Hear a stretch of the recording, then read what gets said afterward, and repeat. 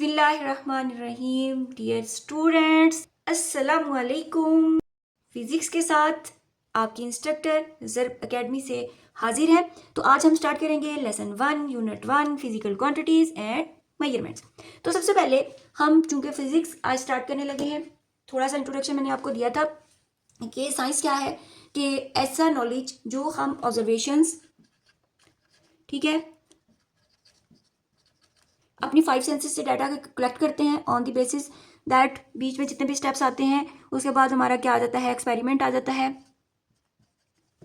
ठीक, एक्सपेरिमेंट्स के ज़रिए साइंटिस्ट जो हैं वो थ्योरी लॉ जो भी बनाते हैं उसको हम अप्लाई करते हैं ज़िंदगियों पर, किताबों में, और डिफरेंट जो रूल्स जो हैं वो मुरतब किए जाते हैं। ठीक है, उनकी बेसिस पे फिर हम उसको मुख्तलिफ ग्रुप्स में, ब्रांचेस में जो है वो डिवाइड करते हैं। तो उन्हीं में से एक जो साइंस की ब्रांच है वो है फिजिक्स। ठीक है,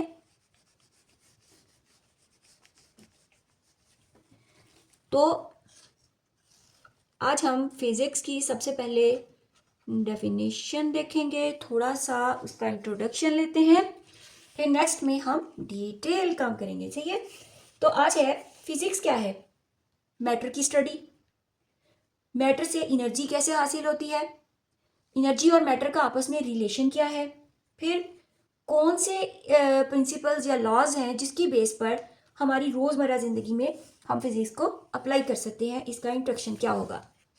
चले, फिजिक्स में हम क्या स्टडी करते हैं, in physics we study matter, note down please, energy and their interaction.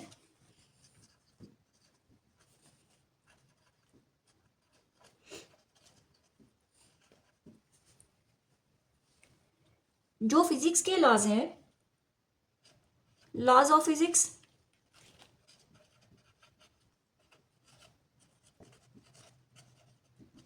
वो हमारी रहनुमाई किसमें करेंगे, help us to understand the nature.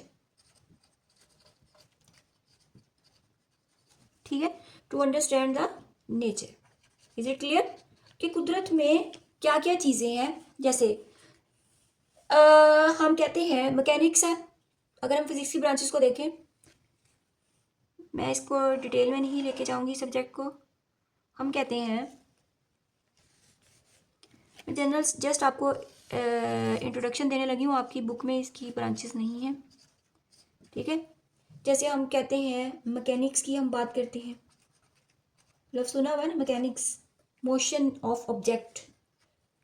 हम इसके अंदर क्या पढ़ते हैं, मोशन ऑफ ऑब्जेक्ट, आगे चैप्टर्स होंगे उसमें आपको पता चलेगा, अभी तो मैं इसको सिर्फ शॉर्ट फॉर्म में इंट्रोडक्शन दे रही हूँ। दिखाई दे रहा है सबको? ओके, मोशन ऑफ ऑब्जेक्ट्स, इसके अंदर हम ये देखते हैं कि वजूहात क्या है और इनकी वजह से अफेक्ट्स क्या होंगे आफ्टर मोशन। फिर हीट, हीट क्या है, हॉटनेस हमें पता है, किसी चीज़ का गर्म या सर्द होने का पता चलता है हमें। ठीक है, इसमें हम हीट की नेचर को देखते हैं, फिर ये कैसे ट्रांसफ़र होती है।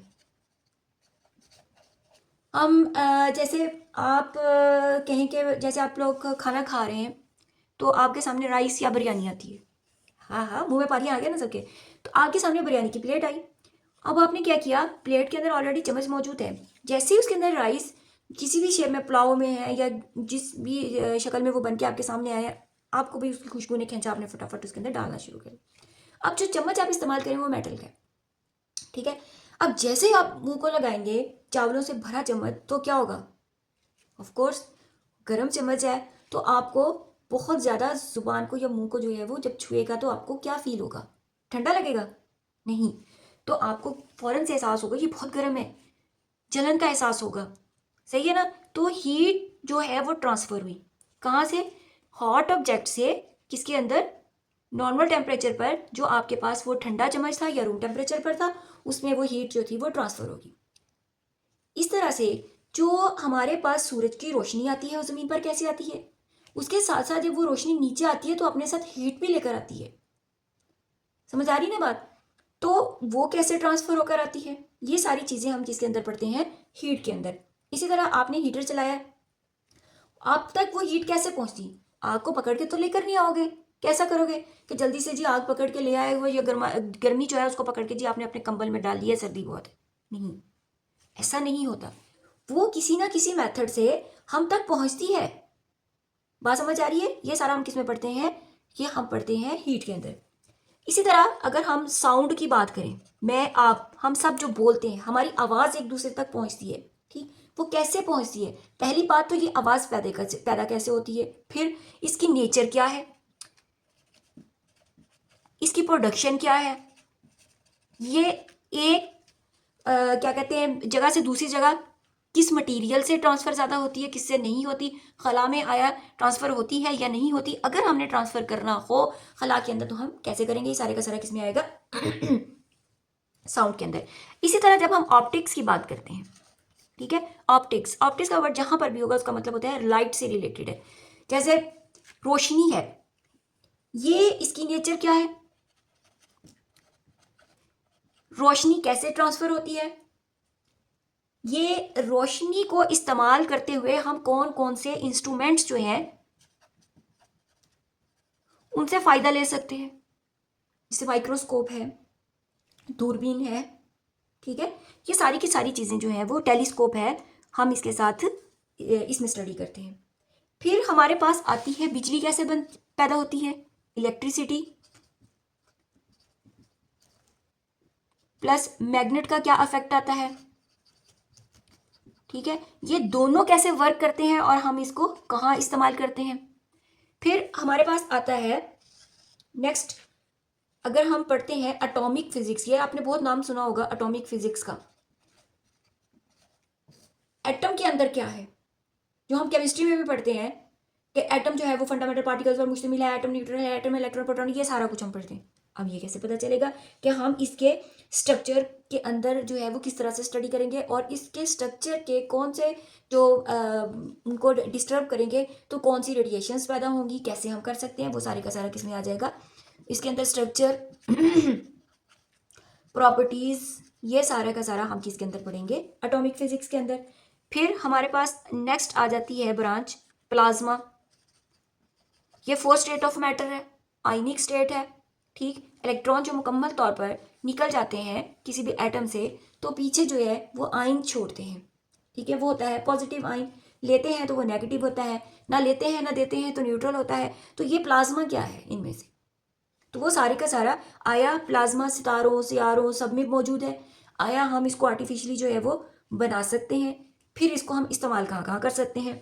फिर आ जाता है न्यूक्लियर फिजिक्स,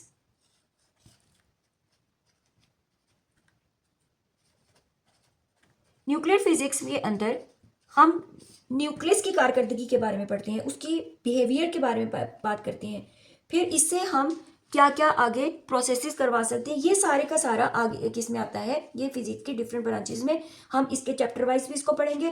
फिर डायनामिक्स आ जाती है, फिर हमारे पास काइनेमेटिक्स आ जाती है कि हम ये सारी की सारी, इलेक्ट्रॉनिक्स आ जाती है, बेशुमार हमारे पास फिर आगे ब्रांचेज आती हैं। फिर डाटा कैसे कलेक्ट करते हैं, फिर हम कंप्यूटर का इस्तेमाल कैसे करते हैं, कंप्यूटर के यूजेस जो हैं वो किसकी बेस पे हैं, वो सब का सब जो है वो हम किसके अंदर स्टडी करते हैं, फिजिक्स के अंदर। तो ये तो आज का हमारा टॉपिक था जिसके अंदर जनरल जनरल हमने इंट्रोडक्शन देखा। अब ये देखना है कि क्या फिजिक्स शुरू से ही ऐसे काम कर रही थी, नहीं, ऐसा नहीं था। पहले पहले क्या था कि जब इनको बेसिक्स में डिवाइड नहीं किया गया था तो ये कहा जाता था कि साइंस जो है वो एक ही सब्जेक्ट के अंदर स्टडी की जाती थी जिसको नेचुरल फिलोसफी कहा जाता था, ठीक है।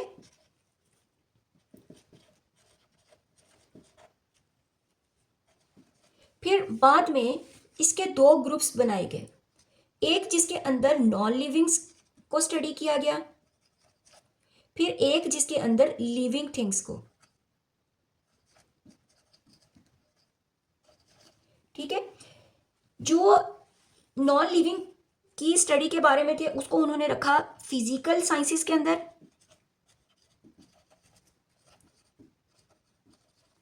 और लिविंग वाले को रखा बायोलॉजिकल साइंसेस में।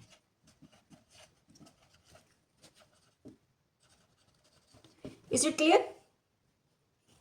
फिर बाद में इसको बाकायदा तौर पर डिफरेंट जब टेक्नोलॉजीज़ की डिस्कवरी हुई, इन्वेंशंस हुई, बहुत सारी चीज़ें बनाई गई ऑलरेडी जो मौजूद थी, उनके बारे में पता लगाया गया, तो फिर पता चला कि जो मैंने पहले आपको बताई हैं फिर इसकी बेस पे आगे से आगे किस तरह से नई चीज़ें जो हैं वो बनाई जा सकती हैं। ठीक है, आज के लिए ज़रा रिलैक्स। फिर कल आप लोगों ने नेक्स्ट क्लास में इंशाल्लाह आप लोगों ने डेली लाइफ में इसके जो यूजेस हैं, डेली लाइफ में ये आप लोगों की एक्टिविटी है। डेली लाइफ में आपने फिजिक्स के जो यूजेस हैं हम कहाँ कहाँ इस्तेमाल करते हैं उनमें से 10 यूजेस जो हैं वो 1 बाय 1 आप लोगों ने मुझे बताने हैं। उसके बाद हम उसका नेक्स्ट लेसन जो है वो स्टार्ट करेंगे। तब तक के लिए अल्लाह हाफिज़।